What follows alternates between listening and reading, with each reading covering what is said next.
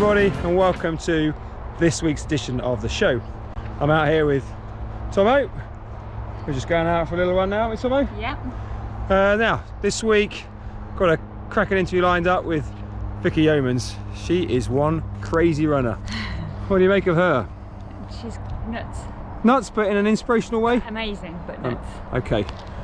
So that is something for you to enjoy. We're going to talk about Tomo's training, and there are more wise words as ever offered by Coach Tim. So come on then, Tomo, let's get going. Let's get this run done.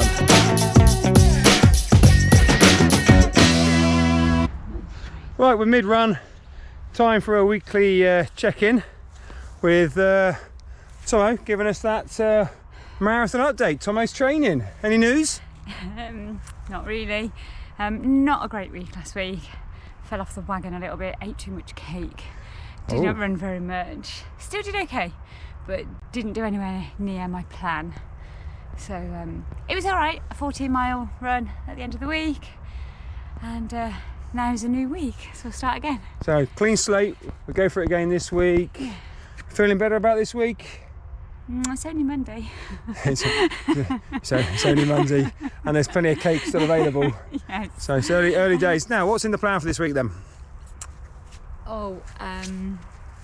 I can't remember. 10 times 90 seconds at some point. Nice. Some other kind of interval thing which I may not do, and a 20-mile at the end of the week. Okay. Well, okay, something to really get your teeth into there. Okay, thanks Tomo for the updates. All right, let's carry on.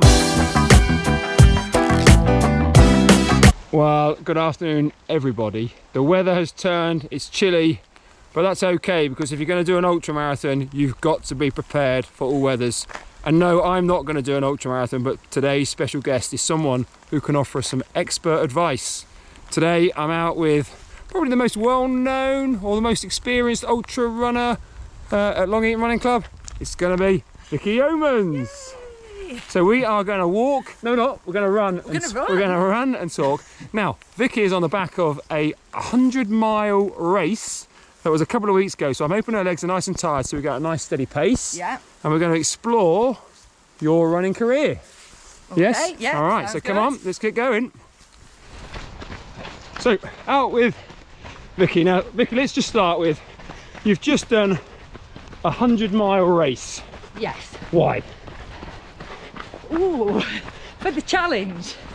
I'd done it before 4 years ago, made lots of rookie mistakes, and wanted to go back and just have a better race, because last time the wheels fell off at about 80 miles, and the finish then consisted of a lot of walking. So what I wanted to do this time was put the training in and then be able to run much more of the course, which I did. And yeah, it's the challenge.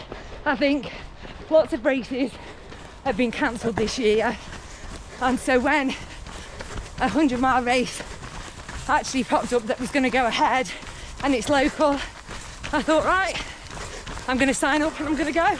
Well, it's amazing. How did I miss it? Look, and I think it's a fantastic achievement. But let's wind the clock back, and we'll get back to your long stuff, because you've been running for a number of years. Yeah. And I would say you've got into the longer stuff in the last 5 years. Yeah, probably. So where did it all start then? What was the starting point all those years ago? Bought a treadmill, entered the Great North Run, and trained predominantly on a treadmill, and completed that in 2005, and then joined the running club in 2006, I think. Okay, so we're going back 15 years. Yeah. So then I did the London Marathon, and then the following year did Paris.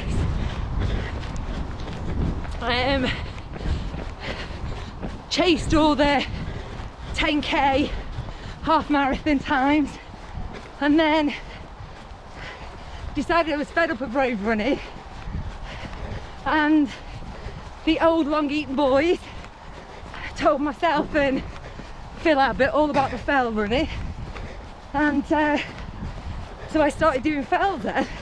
That must have led to Borrowdale and then Four Inns. And is that the start of the journey that took you to where you've ended up now? I think after Four Inns, somebody mentioned, I think Chris Robson must have started talking about an ultra on the Nomad, and so when he put the 50-mile race in, I thought, well, it's only 8 miles further and it's local and I can train on that route. And that was the start. I think that was the start. I think the really big races didn't come until actually after I'd had children. So my husband said the older the twins got, the further I disappeared on runs. Oh, there's an ulterior motive here.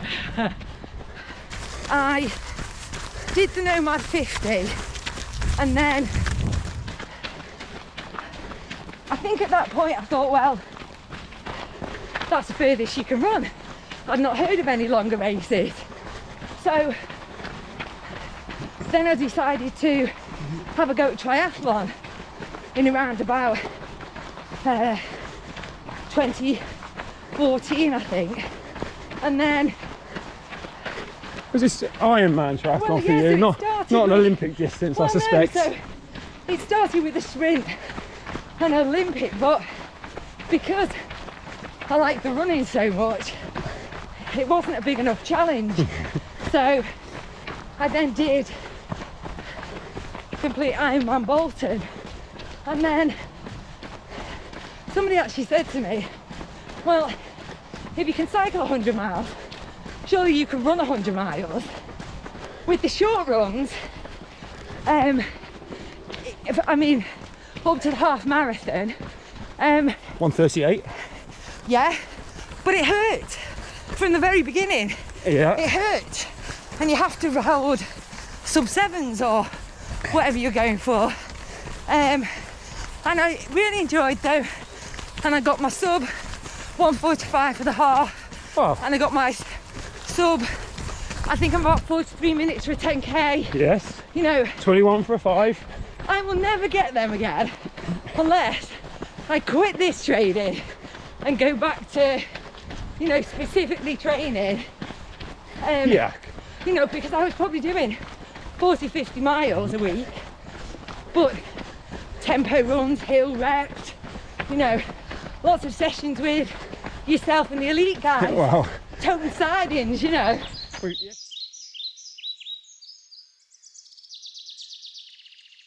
If ever you get the chance to have a run around Clumber Park, come and do so. It's great. Look at the conditions. Quiet roads, beautiful scenery. So I recommend a trip out to Clumber Park.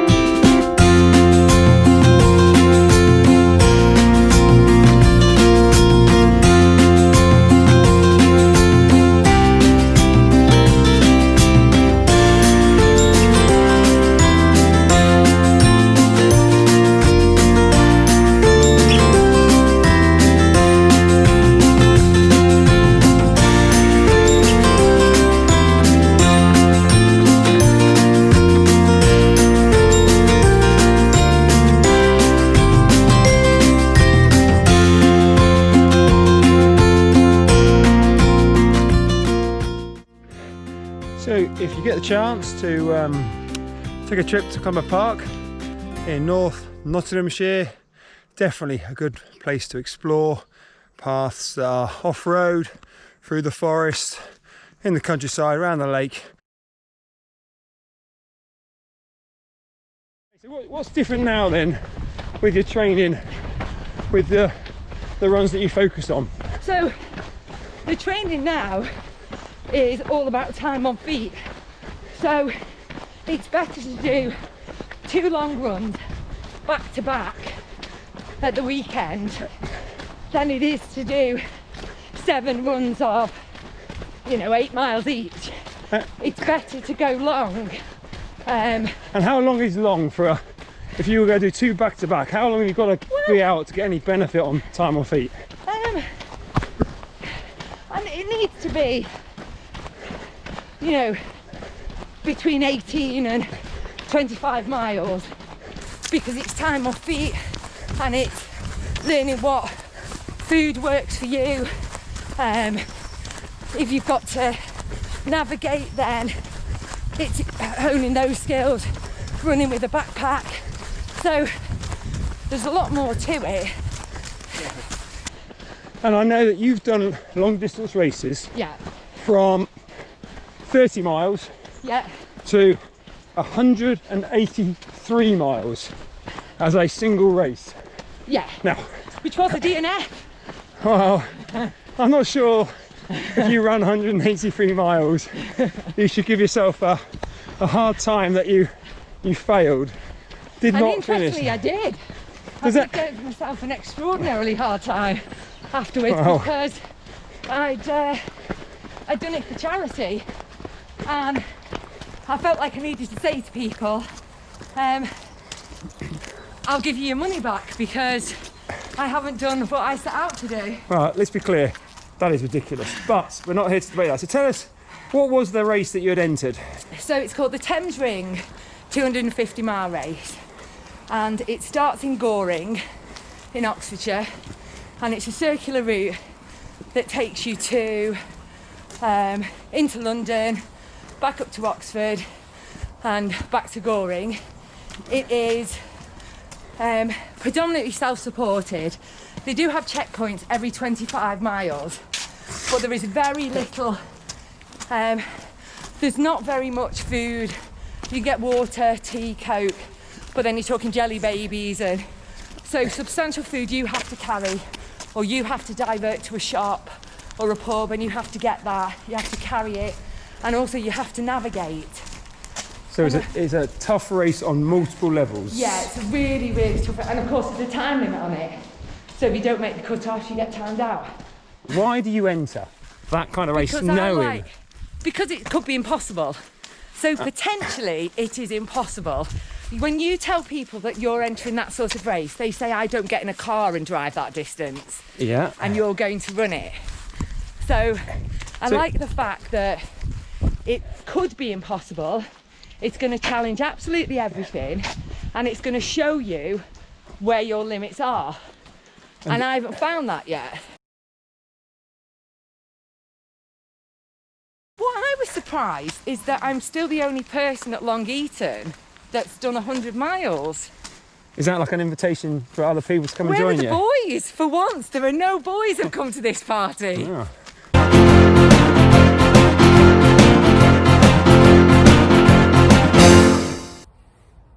Hi everyone, and welcome to Coach Tim Talks. Today I wanted to talk to you about a pretty legendary guy in the history of track and field, which is Emil Zatopek. You may have heard his name before. His nickname was the Czech Locomotive, and he's most famous for winning the gold medal at the 5k, the 10k and the marathon at the 1952 Helsinki Olympic Games. First person ever to do that, and also in his first ever attempt at the marathon distance. A really inspirational guy. Talked a lot about his running technique, which was a bit of a joke among aficionados of running at the time, but no one can really argue with his amazing achievements. One of the things in his training that I wanted to draw your attention to was how focused he was on experimenting and interval training particularly. So one of his go-to training sessions was running 5 times 200 meters, followed by 20 times 400 meters, followed by another 5 times 200 meters. over time he extended that to running 20 lots of 200 meters, then 40 400 meters, and then another 20 200 meters after that, all with 200 meter jog recoveries in between. Now, while I'm not advocating that you start trying to emulate Emil Zatopek with his training, I would encourage you to try some interval training and see how you find it. Now, a lot of people will avoid interval training because you're running fast and it's hard. Your body doesn't tend to recover in between reps right back to pre-effort. So each one is increasingly difficult. But the advantage of doing interval training is really, really beneficial. It's worth doing. It will help you get faster and it will help you with your stamina. So give it a go, have a go at an interval session and let us know how you get on. Yeah. When you're doing these long races, what is your body like? What do you want to eat and what do you need to eat? You certainly need to eat real food. So you can't rely on gels and things that would normally get you through a marathon. So it's really important that you do long training runs and you practice. So a lot of the seasoned ultra runners will tell you that you need cheese and meat, and so they'll carry pepperoni and little pork pies, and you know, you do need to take real food with you. You need crisps and you need fruit that's in the sugary syrups. That's a good one.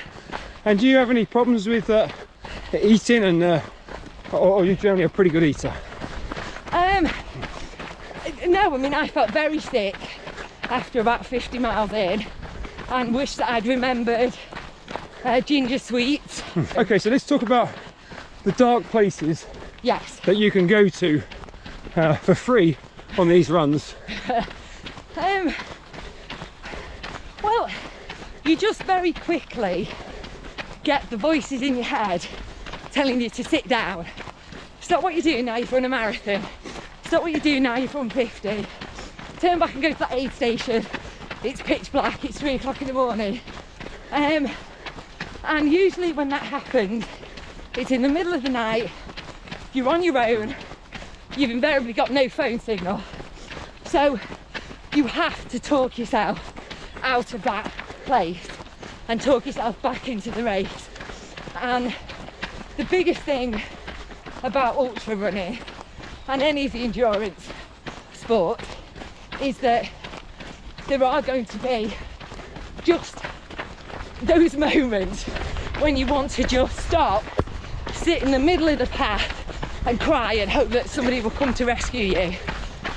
You've just got to think about all of the sacrifices you've made and just remember why you entered it in the first place. So I enter them knowing that it's going to be a massive challenge, that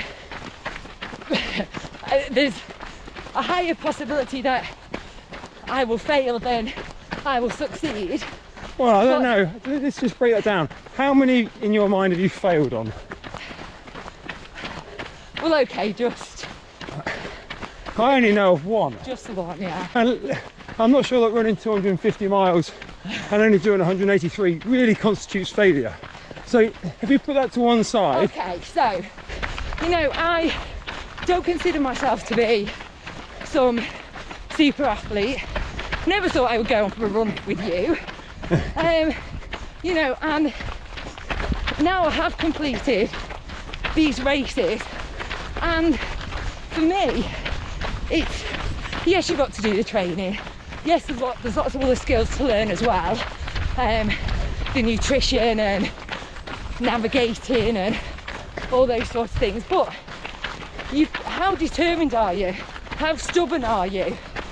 How, you know, what can you go through before you give up?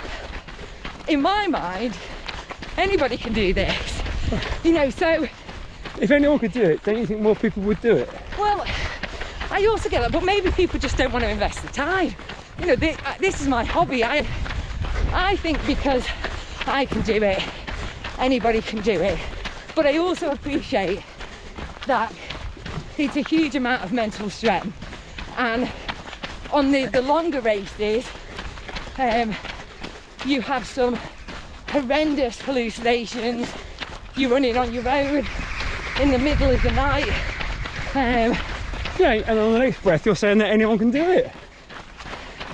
Well, Trust me, they can't. We ask all our guests 3 questions and it'll be quite interesting to get your answers. So, number 1, what has been your favourite race that you've entered to date? okay, I would have to say the Nomad 50 that I did a couple of years ago. Is this the one you won? This is the one I came joint finish first of the ladies race. But the brilliant thing about that is that it's local, which means the support is great. You've got all the club, you know, it's the club's race. And yeah, I was pretty determined that I was going to give it everything to win that one. Oh, okay, so question 2. Now this will be interesting because if you go out for a run, Yeah. what is the distance that you ideally would like to run? You could do yours in time if you like. I suppose actually I would say about 5 or 6 hours, only because it takes 5 or 6 hours to feel that I've sufficiently beaten my body. Most weekends it's 15 to 18 is a nice one, couple of hours. Wow. And you've not taken out too much of the day. Okay, I think that's the longest anyone has suggested so far. Not a surprise. And thirdly, if you could choose to run your super impressive distances anywhere in the world, where would you like to do it? Okay, I would like to do the Western States 100 in America, because what I would really like is a buckle instead of the traditional medals. I feel we've cut you a bit short in your priming, trying to squeeze you into a 20 minutes chat because you're used to the multiple hours, but we will come back and revisit this and a future one after your future challenges. Vicky, we're going to wish you well and really good luck on some of your crazy runs. Thank you. Well, that's another show coming to an end. We've done our run. Now, if you could do us a favour, if you watch this via YouTube, if you could subscribe. We are looking to boost the subscriber numbers. It's getting to a very tantalising point, so any subscription numbers will help, so much appreciated. So my plans for this week, stick to that marathon training. Yep, try and do some on my plan. Okay, well guys, whatever you do, enjoy your running and stay safe out there, and we'll see you next time. Bye.